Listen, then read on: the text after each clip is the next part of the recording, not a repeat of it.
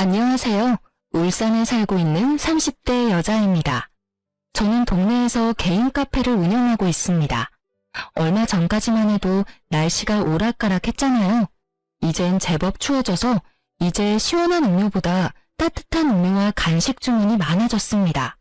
어쩌면 사연 라디오 구독자분들 중 저희 카페에 손님이 계실 수도 있겠네요. 그럼 여러분, 오늘은 따뜻한 차 한 잔 드시면서 제 사연 함께 들어주시겠어요?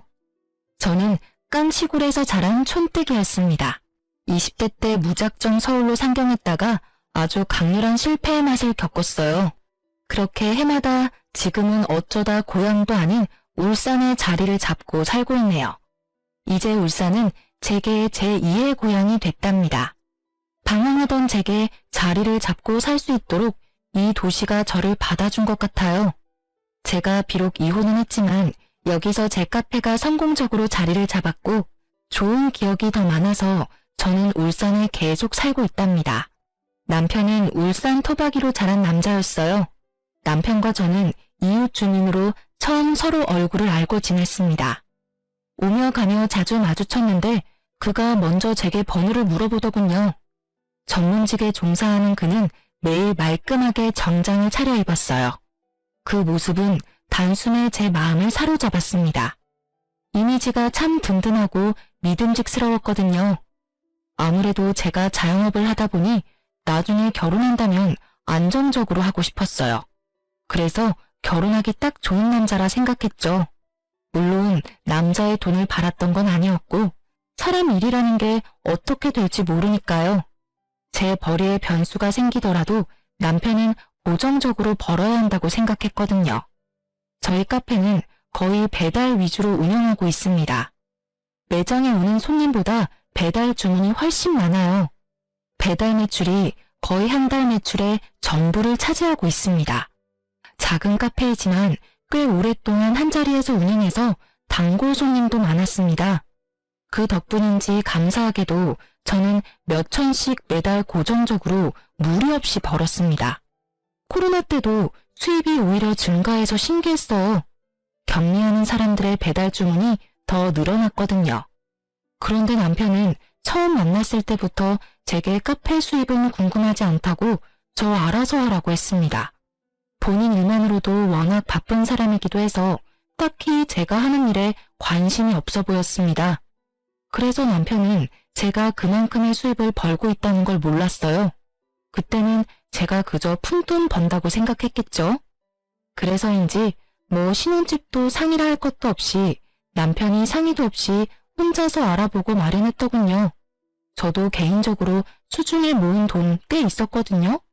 미리 상의했더라면 저도 충분히 돈을 보탤 수 있었는데 좀 당황스럽더라고요.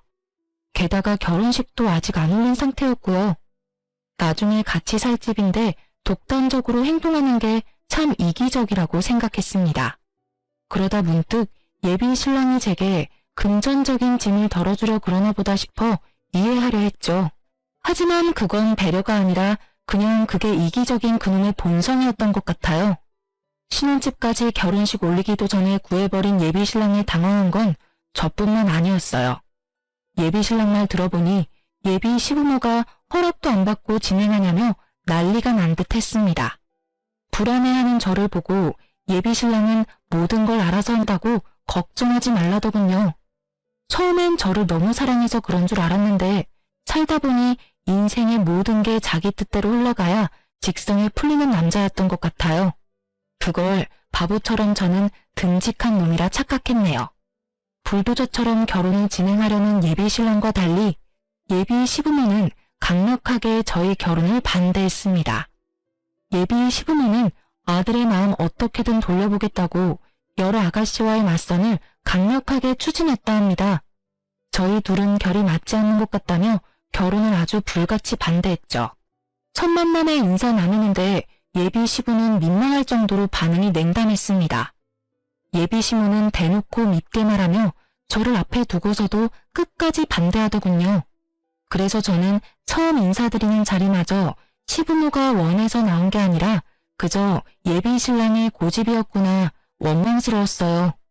저는 양가 부모님이 축복해주면 결혼하고 싶었지 이렇게 미움받으며 힘들게 결혼하고 싶지 않았거든요. 정말 승수 너 이 자식 기어이 엄마 쓰러지는 꼴 보고 싶은 거니? 예, 네 형은 결혼 잘해서 미국 이민 가서 남부럽지 않게 잘 사는데 넌 이게 다 뭐야?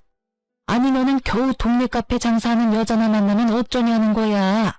너 나중에 네 형 보기에도 민망하지 않겠어? 형이랑 비교 좀 하지 말라니까요. 내가 결혼하는데 형 얘기가 왜 나와요? 안 나오게끔 네가 잘하던가 이놈아.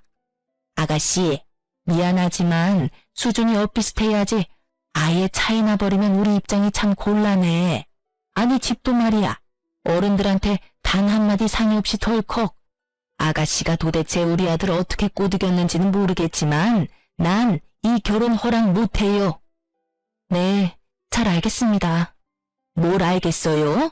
우리 아들이랑 헤어진다는 말이에요? 네, 이렇게까지 반대하시는데 제가 별 수 있나요?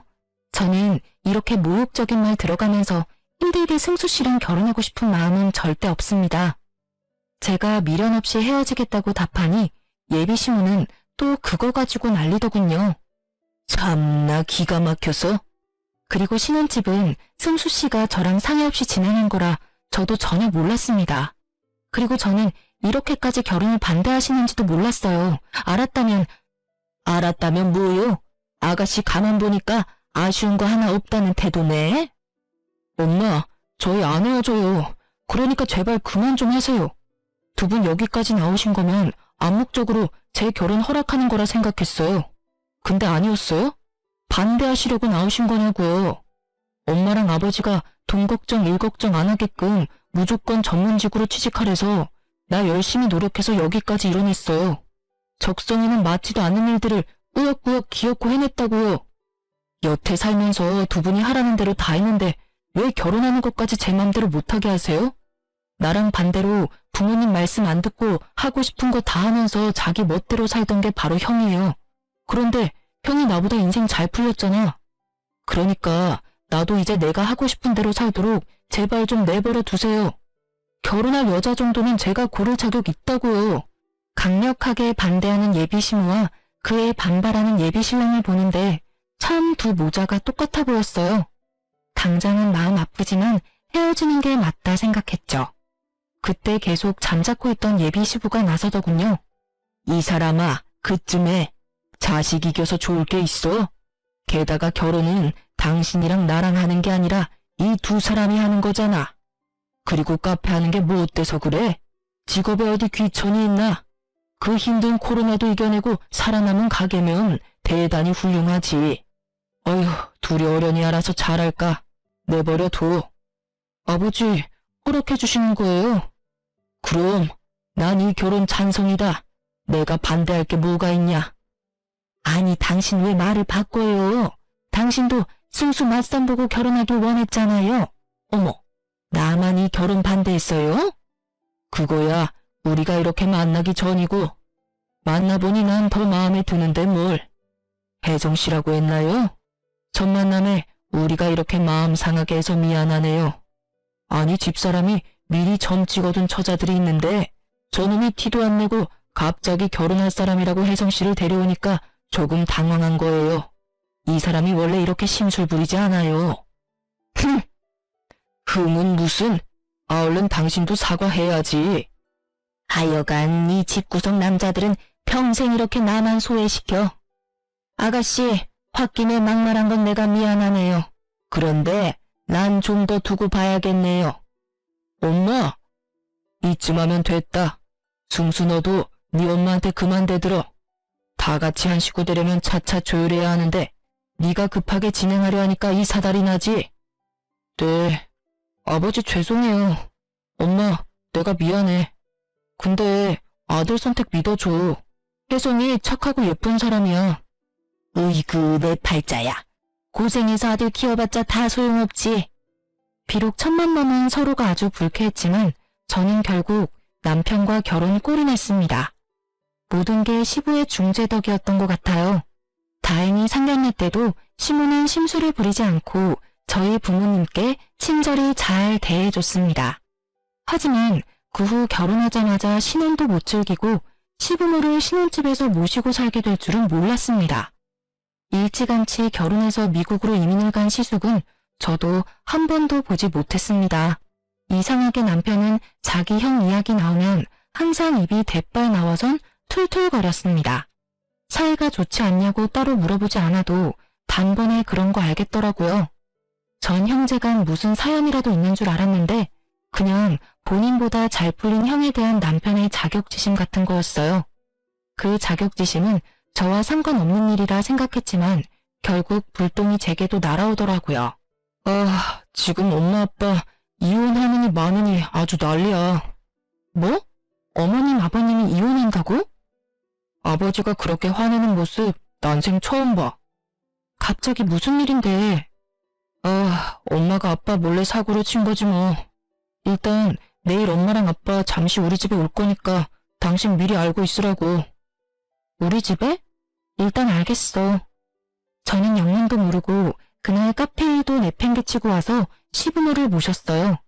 분위기는 냉랭하다 못해 싸늘했습니다. 식사를 차려도 시부모 둘 다 먹지를 않아서 중간에서 엄청 난처했습니다. 남편이 퇴근하고 나서야 그 숨막히는 정적은 깨졌습니다. 밥은? 두 분 다 점심때부터 걸으셨지. 차려드렸는데도 안 드셔서 두유라도 챙겨드렸어. 근데 진짜 무슨 일이야? 나도 알아야 뭘 대비하지. 일단 당신은 신경 쓸 거 없어. 시부모와 남편이 대화하기 직전까지 저는 아무것도 모르고 멍청하게 있었어요. 굳이 아침 대바람부터 시부모가 찾아와 남편 퇴근 때까지 기다리는 것도 너무 이상했어요. 자, 이제 당신이 말해봐. 앞으로 어떻게 할 거야? 도대체 무슨 생각으로 상의도 없이 그런 일들을 벌여놔? 상의하면 당신이 오케이 했겠어요? 뭐? 근데 이 옆에 내가... 아버지, 일단 진정 좀 하세요. 내가 진정하게 생겼냐? 나 여행 보내놓고 이사다를 냈는데. 아니 상식적으로 집을 전체적으로 리모델링 할 거면 당장 살 곳은 마련하고 해야지. 덜컥 8천만 원, 그 큰 돈을 결제하면 어떡해? 분명히 8천만 원으로 끝나는 공사가 절대 아니야. 아, 나중에 더 결제해달라고 하면 무슨 돈으로 결제할 거냐고. 건너 아는 사람이니까 지금 딱 계약 없을 때 싸게 해준다잖아요. 이 기회를 놓치고 내가 멍청하게 손 놓고 있어요. 참나, 이 넓은 땅에 우리 둘 살 곳이 왜 없어? 당신 당장 방 구할 돈도 없어? 있잖아. 인간적으로 내가 8천만 원 썼으면 나머지는 당신이 알아서 해야지. 내가 얼마나 구질구질한 집구석 신물이 났으면 그랬겠어요. 그러니까 장남이 미국 가기 전에 인테리어 해준다고 했을 때 했어야지. 당신은 왜 날 이렇게 이상한 여자 만들어? 장남은 땅을 파면 돈이 나와? 힘들게 일한 아들 돈으로 인테리어를 하고 싶디? 미국 가는데 돈 한 푼 못 보태줬으면서. 그래서 뭘 나보고 어쩌라고요? 어쩌긴 뭘 어째? 당장 취소하고 와. 계약서 못 봤어요? 취소하면 100% 돌려받지도 못하는데. 그 돈 아까워서 어떡할 건데? 게다가 지금 벽지 다 뜯고 공사 시작 중인데 이렇게 중단해서 뭘 어쩌겠다는 거냐고요. 그리고 난 이제 좀 깔끔한 집에서 살고 싶어요. 에휴, 우리 첫째 아들 한국에 있었으면 딱 그 집에서 지내면 되는 건데. 아니, 철없는 옆에 내가 진짜 정신을 못 차리네. 이혼해. 그래요. 뭐 이혼하던가요. 엄마, 아버지, 이혼은 무슨 이혼이에요. 차남 있잖아요. 제가 모실게요. 그러니까 이제 두 분 제발 그만 싸우세요. 내가 말했죠? 멀리 미국에 있는 형 대신 내가 엄마 아빠 살펴 모실 거라고요. 어머, 미쳤니? 신혼집에 누가 얹혀 살아? 순간 제 귀를 의심했습니다. 그러니까 시모가 시부 몰래 시댁 리모델링 계약을 했고 시부 여행 간 사이에 공사까지 일부분 진행이 된 거예요. 오갈 데 없는 시부모를 우리 집으로 남편이 모신 거고 남편은 장남보다 차남이 낫다는 걸 보여주겠다며 본인이 나서서 시부모를 모시겠다 한 겁니다. 그나마 시모는 미쳤냐면서 얼굴이 벌개져서 거절하는데 시부는 옳았구나 했어요. 그래, 리모델링 다 끝날 때까지 그냥 여기서 살면 되겠구만. 세아가 조금만 신세를 지졌구나.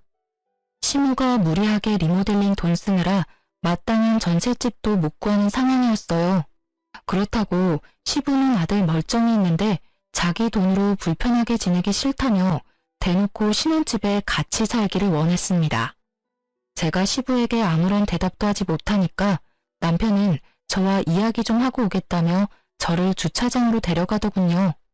그렇게 남편은 저와 한마디 상의도 없이 시부모를 신혼집에서 모시자 하더군요. 당신 괜찮지? 아까는 많이 당황했지. 그래도 우리가 두 번 평생 모실 거 아니잖아. 어차피 내 돈으로 신혼집 마련했고 엄마 아빠 내 집에 못 모실 이유 없어. 이럴 때 형보다 낫다는 걸 내가 보여줘야지. 남편 기 좀 살려줘. 우리가 엄마 아빠 집 리모델링 할 동안만 잠시 모시자. 미리 얘기해줄 순 없었어? 언질이라도 좀 해주지 그랬어. 아무리 당신 돈 들어간 집이라지만 여긴 우리 신혼집이잖아. 서운했어?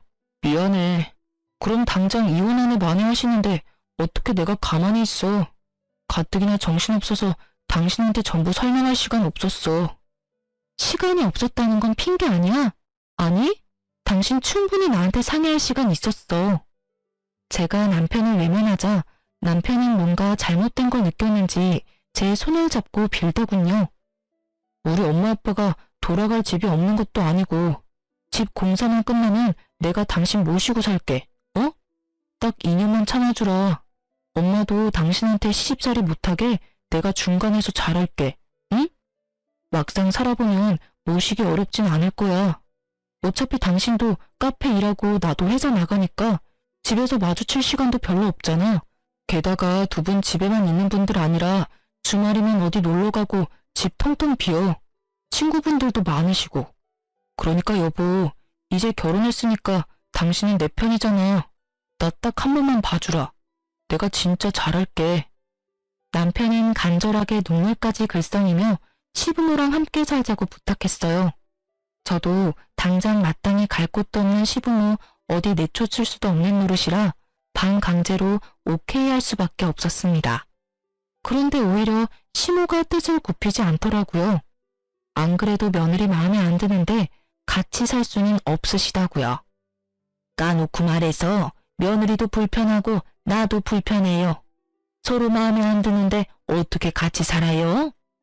당신 정말 징징거리는 것도 정도 끝해. 며느리 신혼집에 얹혀 살려면 당신이 지금부터 행동 똑바로 해야지. 사고 친 게 누군데 지금 큰 소리야? 부탁해도 시원찮을 판에 애처럼 징징징. 시부가 불같이 화를 내고 저와 시모의 의견은 피력할 새도 없었어요. 남편과 시부의 주도하에 저희 네 사람의 한 집의 살이는 시작됐습니다. 그래도 시부는 양심은 있는지 따로 저를 불러서 진심으로 사과하더군요. 아가, 우리가 신혼 방해해서 정말 미안하다. 면목이 없구나. 그 대신 월세 나갔어야 할 돈 내가 다 모아서 한꺼번에 줄 테니 2년만 참아주렴. 2년도 아니지. 그 전에 나가게 될 테니 잘 좀 부탁한다. 네 시엄마 겪어보면 그렇게 나쁜 사람도 아니야. 그리고 나도 같이 지내는 동안은 너 불편하지 않게끔 노력하마. 월세 괜찮습니다, 아버님. 기왕 이렇게 정해진 거 저도 두 분 잘 모실게요. 아니야, 줘야지. 내가 마음 넓은 며느리 덕분에 불편한 바깥 생활 안 해도 되는데. 그 대신 내 아들한테는 비밀이야. 그놈은 아들이 모시는 게 당연하다는 마인드라 절대 돈은 안 받을 것 같거든. 새아가가 그 돈 잘 챙겨서 나중에 살림에 보태. 현명하게 어련히 잘 쓰겠지. 그런데 살다 보니 불편할 줄 알았던 한 집살이는 의외로 괜찮았습니다. 시부는 매우 가정적인 분이었어요. 며느리가 있는데도 아침은 절대 본인이 차리겠다며 매일 가족들의 아침밥을 차려주셨어요. 세상에, 이 많은 아침을 어머님이 준비하신 거예요? 죄송해요. 다음엔 제가 더 일찍 일어나 준비할게요. 네 아버지 며느리 있다고 평소보다 더 신경 썼네. 여보, 이러다 상다리 부러지겠소.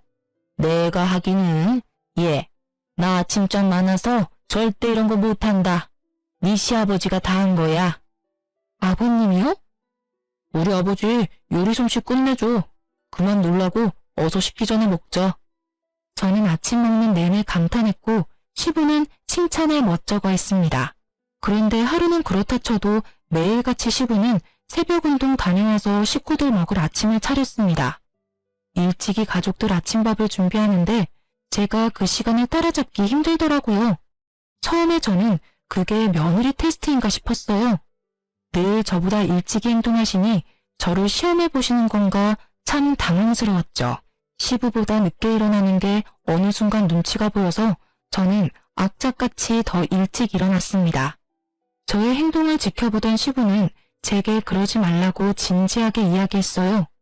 본인이 아침밥 차리는 건 하고 싶어서 하는 거고 평생 버릇되어서 하는 거니 제게 아무런 부담 가지지 말라고요. 알겠다고는 했지만 그래도 뭔가 눈치가 보여서 남편에게 물어봤어요. 그랬더니 남편이 빵 웃음이 터지더라고요. 시집살이를 우리 엄마가 하면 했지 아버지가? 절대 그럴 일 없지. 그냥 즐겨. 신혼집 같이 사는 게 미안해서 하시는 것도 아니야. 우리 아빠는 평생 그랬는걸. 항상 아침은 원래 아빠가 챙겨줬거든. 그러니까 이제 아침을 신경 쓰지 마. 아버지가 하고 싶어서 하는 건데 네가 그 기쁨을 뺏지 말라고. 그런 거였어?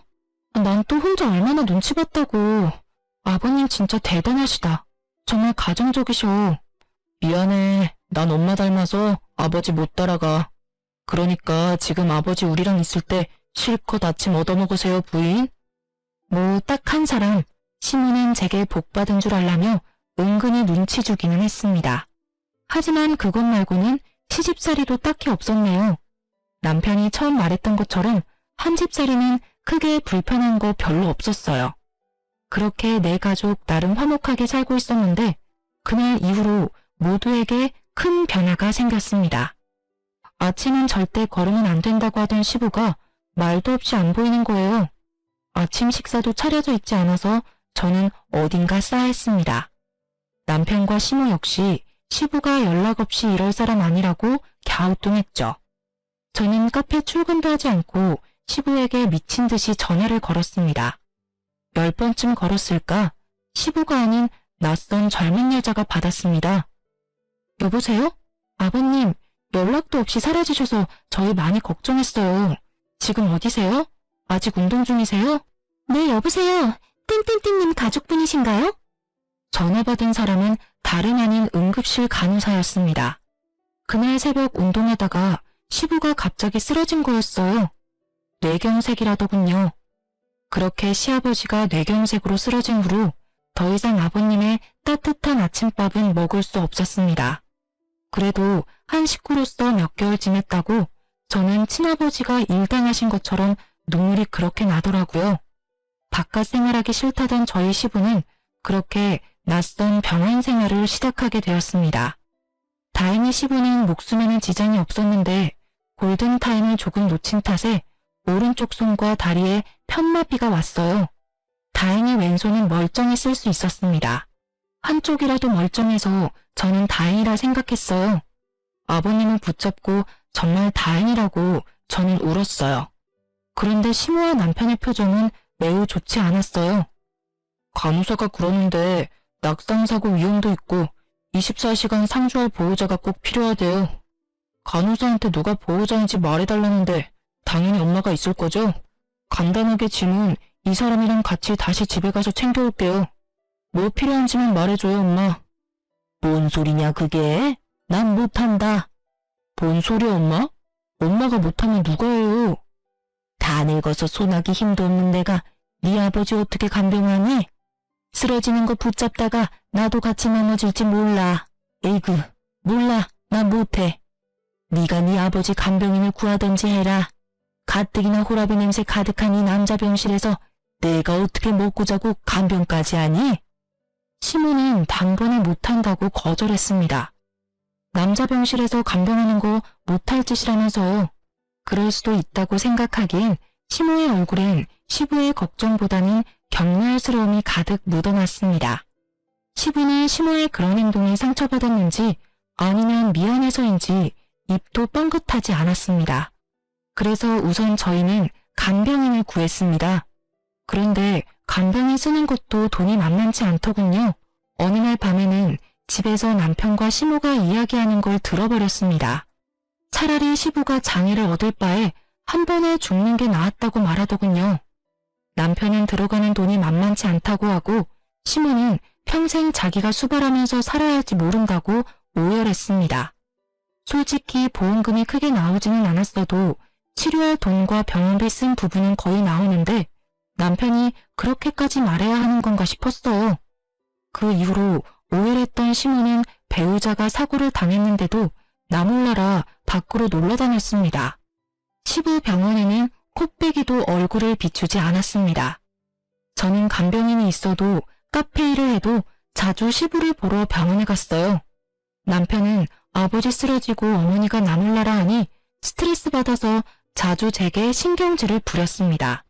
그가 사소한 것에 예민하고 짜증을 부리니 자연스레 부부싸움은 잦아졌습니다. 그러다 결국 남편은 제게 돈 안 되는 카페 장사 접고 아빠 좀 방광해달라고 울면서 호소하더군요. 남편이 참다 무너진 거라 생각했어요. 안쓰럽기도 하고 한편으로는 너무 원망스럽더라고요. 저는 우선 손해가 조금 생기더라도 직원을 더 고용했습니다. 남편에게는 알겠다고 말했지만 카페 장사를 아예 접지는 않았습니다. 알바와 직원으로 카페를 살려두고 저는 시부 회복될 때까지 살뜰히 간호했습니다. 남편 때문이 아니라 시부에게 고마웠던 일들이 있으니 저도 해보는 데까지는 해보고 싶었어요. 다행히 3개월 이후 시부는 퇴원했습니다. 하지만 굳어버린 한쪽 다리와 손은 끝내 정상적으로 돌아오지 않았습니다. 시부에게 장애가 생기자 순식간에 남편과 시모는 집에서 시부를 찬밥 신세 취급하더군요. 차라리 아버님이 입원해 있을 때가 더 낫겠다 싶을 정도로요. 아버지, 내가 몇 번을 말해요. 냄새나니까 하루에 한 번은 꼭 씻으라고요. 미안하다. 내가 몸이 불편해서 혹시라도 욕실에서 넘어질까봐 겁이 나. 이틀에 한 번은 안 되겠냐? 아이씨, 몇 번을 말해요. 하루에 한 번씩 하라고요. 아니면 목욕탕을 가세요. 예? 제발요. 알겠다. 노력해보마. 당신 지금 아버지한테 말버릇이 그게 뭐야? 전 그러면 당신이 목욕탕 모시고 가. 우리 욕실 좁은데 아버님 매일 씻기는 당연히 불편하지. 당신이 우리 아빠 씻겨줄 거 아니면 말을 마. 온 집안에 노인네 냄새 나는데 당신은 안 나? 참 비위도 좋다. 아버지, 엄마가 집에 안 들어온 이유를 좀 생각하세요. 방에 아버지 쉰내가 가득하잖아. 누가 들어오고 싶겠어요? 미안하다. 내가 아파서 미안해. 저는 싹 수 없는 남편을 보면서 많이 놀랐습니다. 혹시라도 제가 아프거나 이런 비슷한 상황이었으면 저 사람이 어떻게 행동했을까 싶었죠. 하나를 보면 둘을 한다고 본인 아버지한테도 저러는데 저한테는 더 했겠지 싶었습니다. 그렇게 저는 남편에게 정이 많이 떨어진 상태로 결혼 생활을 겨우 이어나갔습니다. 그런 와중에도 시부를 따뜻하게 잘 챙겨드리려고 노력했습니다. 저라도 챙기고 싶었거든요. 아버님, 이게 다 뭐예요? 미안하다. 내가 아침 해주려고 했는데 몸이 말을 듣지를 않아서. 괜찮아요, 아버님. 제가 다 치울게요. 방에 들어가셔서 좀 쉬세요. 내가 아가 너한테도 많이 미안하다. 너에게 참 면목이 없구나. 그런 말씀 마세요. 앞으로는 제가 아침 잘 차려드릴게요. 그러니까 아버님 드시고 싶은 거 있으면 언제든 저한테 편하게 말하세요. 아셨죠? 고맙다. 고마워. 하루는 엉망이 된 주방에 주저앉아 있는 시부를 보고 저는 겨우 눈물을 삼켰습니다. 시부는 불편한 몸으로 미움받으면서도 예전처럼 가족들의 아침을 차려주고 싶었나 봐요. 저는 덜덜 떠는 시부 손을 꼭 잡아드렸습니다. 그런데 시부모의 시련은 그게 끝이 아니었어요. 엎친 데 덮친 격이라고 시모가 계약했던 인테리어 업체는 알고 보니 전문 사기꾼들이었습니다. 허구한 날 시부모네 집 리모델링 금액을 조금만 더 달라고 계속 추가하고 말을 바꿨죠. 또 일을 버려놓고 책임감 없는 시모와 사기꾼 리모델링 업체 때문에 남편은 매사에 분노가 가득한 사람이 됐습니다. 결국 무리해서 시모는 남편의 돈까지 써서 인테리어 업체 요구를 다 들어줬지만 결론은 시모가 리모델링 사기를 당한 거였어요. 남편의 본가에 찾아가 보니 폐가 수준이더군요. 그곳은 사람이 살 환경이 아니었습니다. 당연히 그 불똥은 또 제게 튀었고요. 남편은 씩씩거리며 몇 년 더 시부모랑 함께 살아야겠다고 제게 말했습니다. 아니, 그놈의 리모델링에 지금까지 돈 날린 게 얼만데 또 돈을 더 달래요. 돈 날리다니 뭘 날려? 다 공사하는데 필요하니까 그렇지. 엄마, 지금 돌아가는 꼴 보고도 그 말이 나와요? 엄마 지금 사기당한 거라고요. 아, 원래 아는 사람이 더 무서운 법이에요. 처음부터 제대로 된 업체 골랐어야죠. 이러다 아들 모은 돈 다 날리겠다고요. 아, 네가 투자한 만큼 결과물이 잘 나오겠지. 어차피 네 아빠랑 나 죽으면 그 집도 네가 가질 거 아니냐. 좋은 게 좋은 거라고. 마지막으로 엄마 딱 한 번만 도와줘. 됐어요. 지금부터 내가 알아서 해. 엄마는 손 떼요. 내가 어떻게든 그놈들 소송해서 제대로 된 인테리어 완성시킬 거니까요. 그리고 당신이 딱 몇 년만 더 참아줘. 이 소송 길어질 것 같으니까 다 같이 몇 년만 더 살아야겠어. 뭐? 나 참을 대로 참았거든? 얼마나 내가 더 참아야 해? 뭐라는 거야? 당신이 뭘 참았는데? 당신이 돈을 썼어, 뭘 썼어? 전부 내 돈만 썼구만. 나 안 그래도 스트레스 받아 죽겠으니까 당신까지 보태지 마. 당신네 엄마 아빠 집이니까 당신 돈 쓰는 게 당연하지. 당신이 이렇게 같이 사는 사람 무시하는 거 난 더 이상 못 참겠어. 당신이 날 무시하는 것도 싫고 아버님을 무시하는 것도 싫어. 넌 네 부모도 제대로 못 모시면서 또 날 가지고 대리수발까지 들게 했잖아. 너 아버님 모시고 어디 밥 먹으러 나간 적 있어? 안 그래도 답답하실 텐데 모시고 바람이라도 쐰 적 있냐고. 이혼하자. 더 이상 못 해먹겠어. 아니 듣자 하니까 너 우리 아들한테 그게 무슨 막말이냐? 네가 한 게 뭐가 있다고. 어머님도 제발 아버님 구박 그만하세요. 그러니까 남편이 부모 공경할 줄 모르잖아요. 이혼? 결국 너도 우리 아빠 장애인 됐다고 이혼하자는 거잖아. 이 못된 여자야. 아버지 봤죠? 결국 아버지 때문에 나 이혼까지 하겠네. 그냥 그때 죽지 그랬어요. 제가 이혼을 선언하니 남편과 시모는 이혼 탓을 시부에게 돌리더군요. 아이고, 아가, 내가 미안하다. 내가 죽어야 하는데. 아니요, 아버님. 아버님 때문이 아니라 순전히 저 이기적인 놈 때문입니다. 몸 불편한 가족 있어도 잘 사는 사람 많아. 어쩜 그러니 짐승만도 못한 놈아. 그래, 이기적인 내가 곱게 이혼해 줄게. 근데 너 이혼하면 돈이 있냐 뭐가 있냐? 가진 거 집불도 없는데 이혼녀로 살아갈 수 있겠어? 그렇네. 내 아들은 이혼해도 떵떵거리며 잘 살 테지만 너는 뭘 믿고 이혼하자는 거야? 야, 내가 가진 게 왜 없어? 왜 돈이 없을 거라 생각하는데요? 그럼 네가 가진 게 뭐가 있는데? 남편님은 사과나 매달리기는커녕 저를 자극하고 비웃으며 이혼하자더군요. 좀 치사하긴 하지만 저는 그동안 시모와 남편이 제게 돈을 빌리려고 하길래 돈 없는 척하며 제 재산과 카페를 꼭꼭 숨겼습니다.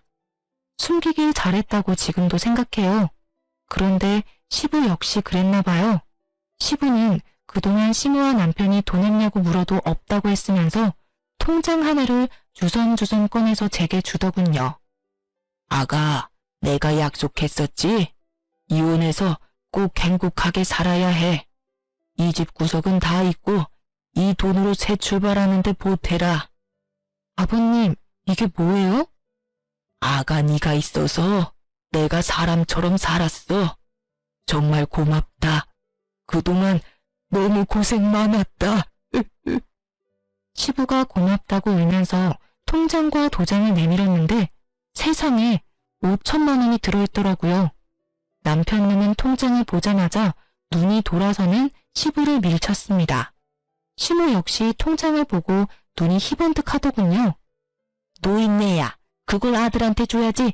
생판 남인 며느리한테 왜 줘? 시부의 통장을 뺏기 위해서 남편과 시모는 갑자기 서로 옥신각신하더군요. 아빠 통장은 당연히 엄마 거지.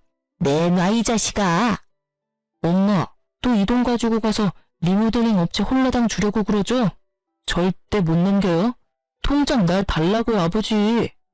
저 돈을 널 왜 줘? 미국 우리 장남이 있는데 미국에 돈 보내줘야지. 남한테 왜 주겠냐? 여보, 그러지 말고 통장 나한테 넘겨요. 장남 줘야지. 그래야 우리가 미국 가지. 엄마, 무슨 말이 그래? 며느리는 남이라 해도 내가 남이야? 왜 그 돈을 미국에 보내? 시부와 남편 싸우는 꼴 보다가 시부는 있는 힘을 다해 남편에게 뺨을 날렸습니다. 제 부모도 못 알아보는 썩을 놈. 시원하게 남편 뺨 날린 시부는 시모에게 가래침침을 탁탁 뱉으며 말했습니다. 이게 뭐 하는 짓이에요? 너희들이 무슨 자격으로 내 돈을 가져? 내가 살아있는 한 절대 못 가져. 내가 아프고 병들어도 한결같이 사람 취급해준 사람이 내 며느리야. 통장은 며느리한테 준 거니까 다들 건드릴 생각하지도 마. 내가 가만 안 있을 거야. 그리고 당신 미국에서 늙은이들 반길 것 같아? 웃기지도 않아. 그러자 남편님은 돌변해서 내 집에서 나가라며 발악하면서 시부를 쫓아냈습니다. 지가 시부를 밀치는 건 되고 시부가 자기 뺨 한 대 친 건 용납이 안 되나 봐요. 다시 한번 시부에게 손 찍어 마려는 남편님 보고 저는 온 몸을 날려서 시부를 감쌌습니다. 다행히 시부는 다치지 않았지만 머무를 집은 완전히 잃었습니다. 저는 고민도 하지 않고 시부와 함께 시골 친정에 갔습니다. 너무 갑작스러워서 친정 부모님 두 분 다 당황하는 눈치였지만 시부 편하게 잘 지낼 수 있게 한다고 제게 걱정하지 말라고 하셨어요. 시부를 안전한 곳에 모시고 저는 다시 울산으로 돌아와 밀린 카페 일을 하면서 지냈습니다. 그동안 남편과의 이혼도 준비했고요. 그런데 시골에 계셔야 할 시부가 얼마 안가 카페로 찾아왔어요. 아버님, 어머, 어떻게 여기까지 오셨어요? 혼자 오신 거예요? 어떡해요, 잠자리가 많이 불편하셨어요? 그런 게 아니라... 그런데 시부는 최근에 본 적 없는 해맑은 미소를 지었습니다. 안녕하세요. 처음 뵙네요. 제가 모시고 왔습니다. 네? 누구세요? 네, 그렇게 저는 미국 살고 있는 시숙과 처음 인사했습니다. 시부가 미국에 있는 시숙에게 연락해서 아주버님이 부랴부랴 한국에 들어온 거예요. 알고 보니 시부 쓰러진 것도 그동안 아주버님께 쉬쉬했던 시모와 남편이었대요. 아주버님은 시부를 보살펴줘서 정말 고마웠다고 눈물을 글썽이며 제게 5천만 원의 수표를 내밀었습니다. 시부 역시 받으라고 옆에서 눈물 짓고 계셨네요. 돈은 필요 없습니다. 아버님이 워낙 저를 예뻐해 주셔서 저도 보답한 거예요. 세상 며느리 중에 아버님이 차려준 아침 먹고 출근한 며느리가 몇이나 되겠어요. 받아주세요. 그동안 아버지 간병한 비용도 포함입니다. 물론 이 돈으로 그 은혜 다 못 갚을 거합니다. 사돈 어른들께서도 저희 아버지 잘 챙겨주셨다고 들었어요. 한국 떠나기 전 조금이라도 은혜 갚고 싶어서 그래요. 네? 아가, 나 큰아들이랑 미국 가기로 했어. 정말 잘 됐네요, 아버님. 축하드려요. 그동안 정말 고생 많으셨잖아요. 그런데 전 이미 아버님께 5천만 원 받았고 아주버님한테까지 받을 필요는 없어요. 받더라도 남편님한테 돈 받을게요. 돈은 줘도 그놈이 줘야죠. 제가 한사코 거절해도 시숙과 시부는 제게 돈을 받아야 한다고 했죠. 살짝 실랑이를 벌이고 있는데 그때 남편과 시모 카페에 도착했습니다. 시부가 미리 불렀었나 봐요. 형이 여기 어떻게 있어? 시숙을 보고 놀라는 남편과 달리 시모는 아주 웃음꽃이 폈더군요. 아이고 우리 장남, 한국 오면 온다고 왜 말을 안 했어? 미리 짐 싸놓고 기다리는 건데. 나 데리러 온 거 맞지? 그럴 리가 있겠어요? 뭐? 신우에게 냉정하게 한마디를 하고 시숙은 남편에게 성큼성큼 다가갔어요. 뺨을 크게 날리려는 제스처를 취한 시숙은 남편이 두 눈을 질끈 감자 젠틀하게 손을 내리더군요. 너랑 똑같은 불이 되고 싶지 않아서 내가 참는다. 알겠냐? 아버지가 그동안 우릴 어떻게 키웠는데 손찌검을 해. 네가 인간이냐? 짐승이지. 엄마도 그래요. 사람이 어떻게 그래요? 아버지가 평생 엄마한테 얼마나 잘해주셨는데 누구라도 아버지 아프셨으면 나한테 말했어야지. 아이씨, 야, 때려봐, 때려. 때리려던 거 아니야? 자기만 잘 살겠다고 온 가족 버리고 미국 떠날 때는 언제고 이제 와서 무슨 효자 코스프레야? 그래, 효자 코스프레 제대로 해볼게. 아버지 모시고 다음 주 미국 다시 돌아갈 거야. 그러니까 어머니는 둘째 아들이랑 잘 사세요. 이제 나 두 번 다시 한국 안 들어올 거니까요. 뭐? 날 데리고 가야지, 날. 다리도 제대로 못 쓰는 아무짝에도 쓸모없는 네 아빠를 뭐하러 미국까지 데려가? 아이고, 날 데려가란 말이다, 날. 참나, 그동안 아버지 챙긴 게 누군데 아무것도 안 주고 그냥 가려고? 내가 그동안 쓴 돈이 얼만데? 돈이라도 내놓고 가. 남편님은 자기 형한테 돈 내놓으라며 난리를 피웠어요. 눈에 보이는 저희 카페 물건 깨부수고 말릴 새도 없이 마구 던지더군요. 남의 영업장에서 미친 거야? 그만하지 못해? 아버님 챙긴 돈을 달라고? 그게 네가 할 말이야? 내가 산 증인이야. 아주버님, 저는 한 거 없어요. 돈 절대 주지 마세요. 그러자 남편은 끼어들지 말라며 제 뺨을 날리고 기어코 자기 형에게까지 주먹을 날렸습니다. 말리던 시부도 그에게 밀쳐져서 쓰러졌어요. 시모가 경찰에 신고해서 경찰 도착해서야 상황은 종료됐습니다. 시부, 시숙, 그리고 저까지 저희 세 사람 다 남편을 폭행죄로 신고했어요. 카페 CCTV 영상을 경찰에 증거물로 제출했고요. 저희 세 사람은 경찰 조사 때 절대 합의하지 않겠다고 선전포고했습니다. 남편님은 그러든지 말든지 반성은 끝까지 안 하고 당당하더군요. 벌금 뭐 얼마나 한다고? 내면 되지 뭐. 벌금으로 끝나겠어? 그럼 뭐 어쩔 건데? 네가 다니는 회사 이름 뭐라고 했지? 설마 치사하게 회사에 알리려는 건 아니지? 미리 살 길 알아둬라. 형 미쳤어? 진짜 1억이야? 그럼 가족들 마음에 상처 준 네가 앞으로 혼자 잘 살 수 있을 거라 생각했어? 빨리 새로운 일자리 알아둬. 네 엄마는 네가 모셔야 하잖아. 아이고, 나도 미국 데려가라. 내가 잘못했어요, 여보. 장남한테 나도 데려가 달라고 말해봐요. 옆에 내야 미국 가서 또 무슨 사고 칠 줄 알고. 남편놈과 시모는 시숙과 시부의 바짓가랑이를 잡고 한참을 울면서 빌었습니다. 하지만 시숙은 그대로 가만히 있지 않았어요. 남편 회사에 시부 존속 폭행 사실을 알렸습니다. 경찰과 연루되면 안 되는 민감한 직장이라 남편님은 바로 회사에서 잘렸습니다. 믿을 거라곤 직장밖에 없던 그놈은 한순간 모든 걸 잃었습니다. 시모도 미국행 티켓을 잃었죠. 뭐 본인들의 어포라고 생각합니다. 저는 그 뒤로 이혼과 재물 손괴죄로 남편님에게 소송을 진행했습니다. 받은 돈으로 실력 좋은 변호사를 선임하니까 제가 원하던 결과를 빠르게 받아볼 수 있었어요. 시부는 곧바로 시숙 따라 미국 가서 지금까지도 잘 살고 계세요. 시모는 뭐 리모델링 사기당한 거 결국 집 날리고 개털됐다 하네요. 전 남편은 일 잘리고 자기 커리어 망치자 술에 절어 산다고 들었습니다. 시모는 회사 잘리고 하루아침에 주정뱅이 된 아들한테 한 푼이라도 더 뜯으려고 하더라고요. 이웃 주민들이 제게 전해주기를 시모는 장남이 자기를 안 데려갔다고 찡찡거리며 산다고 들었습니다. 그렇게 끝일 줄 알았습니다.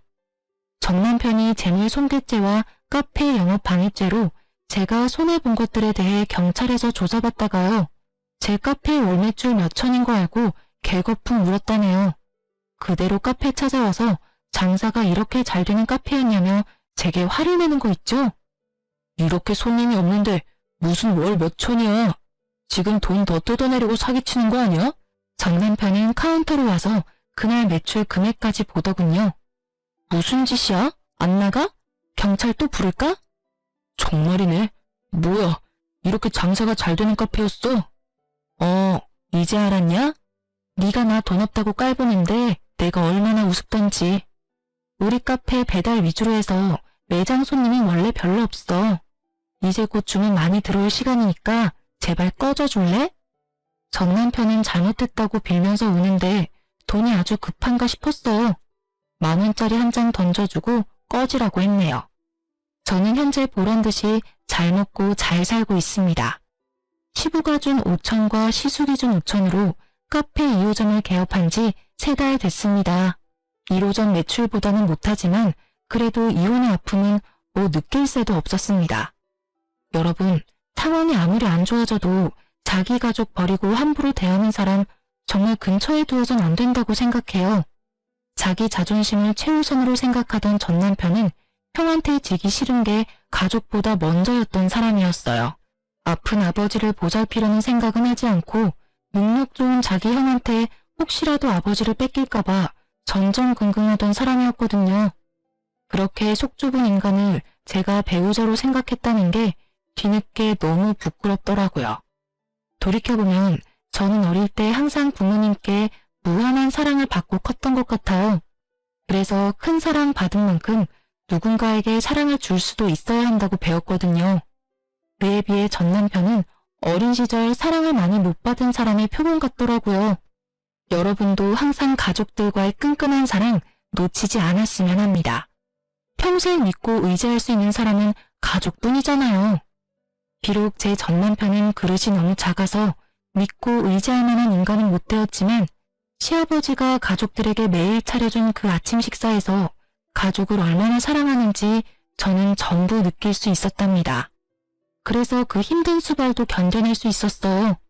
요즘 세상이 많이 삭막하고 또 뉴스에도 사건 사고가 터져나가는 마당에 여러분 주위에는 항상 좋은 일만 가득하길 기도하겠습니다. 그럼 지금까지 제 긴 사연 들어주셔서 감사합니다.